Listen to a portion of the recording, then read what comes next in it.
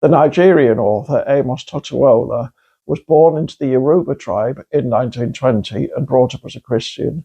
After leaving school, he became a blacksmith and joined the Royal Air Force in World War II. In 1946, he wrote his first novel, The Palm-Wine Drinkard. It took him just 2 days, and it was published in 1952. Other novels followed. He founded a Writers and Publishers Association and worked for the Nigerian National Broadcasting Company.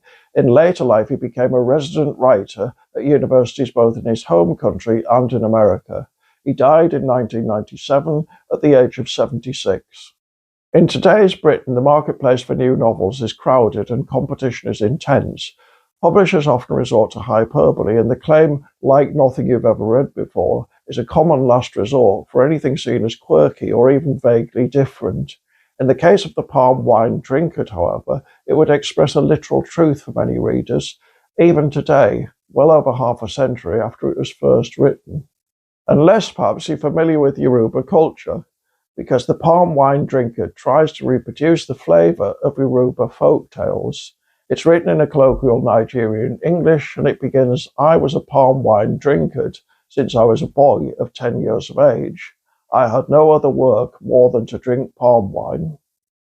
What follows is a quest tale in which the unnamed first-person protagonist journeys to the land of the dead, Dead's Town, in order to rescue his servant, a palm wine tapster who was accidentally killed in the course of his duties.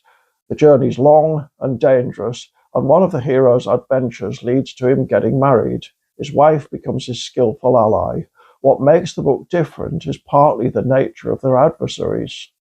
A representative example occurs about a third of the way in. There we saw a creature. Either he was a spirit or other harmful creature we could not say. He was coming towards us. He was white as if painted with white paint. But he had no head or feet and hands like human beings, and he got one large eye on his topmost. He was long, about 1/4 mile, and about 6 feet in diameter. He resembled a white pillar. And in fact, that's just the beginning. There's even more detail in that particular description, and it's stranger still. When the Palm-Wine Drinkard first appeared, it was positively reviewed in The Observer by none other than Dylan Thomas. "The writing is always terse and direct," he said. "Strong, wry, flat and savoury. The big and often comic terrors are as near and understandable as the numerous small details of price, size and number." At the time, that was a controversial assessment. Many Nigerian critics were embarrassed by its ungrammatical style, and the New Yorker was relatively scathing, warning that American writers, with their richer literary inheritance, should not attempt to imitate it. To see the Palm-Wine Drinkard as an expression of Yoruba culture is no trivial insight. The Yoruba tribe contains 44 million persons, about 3/4 of the population of the UK. It's not only big, but incredibly old. Its cultural capital, Ife, goes back to the 10th century BCE.